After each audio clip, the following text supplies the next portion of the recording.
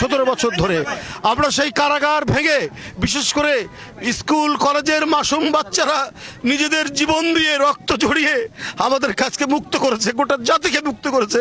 আমি আজকে সেই সমস্ত মাসুম বাচ্চা, স্কুল কলেজের সে সমস্ত ছাত্র ছাত্রীদের যাদের শহীদী আত্মত্যাগের মধ্যে দিয়ে আজকে গোটা জাতি মুক্তি লাভ করেছে এক ভয়ঙ্কর ফ্যাসিবাদ থেকে, সেই সব শহীদদের প্রতি আমার গভীর শ্রদ্ধা জানাচ্ছি।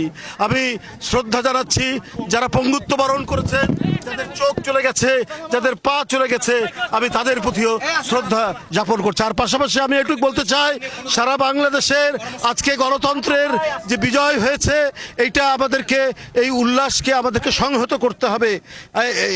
এইখানে সবাইকে ধৈর্য ধারণ করতে হবে। কোনো ধরনের নৈরাজ্য করা চলবে না, কারণ বিভিন্ন ধরনের ষড়যন্ত্রকারীরা তারা বিভিন্নভাবে তৎপর রয়েছে।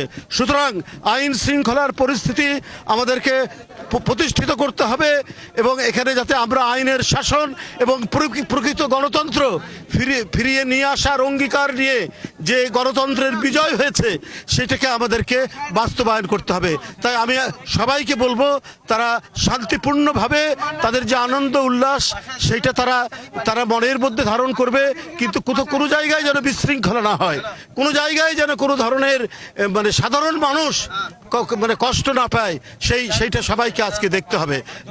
অনেক ধন্যবাদ।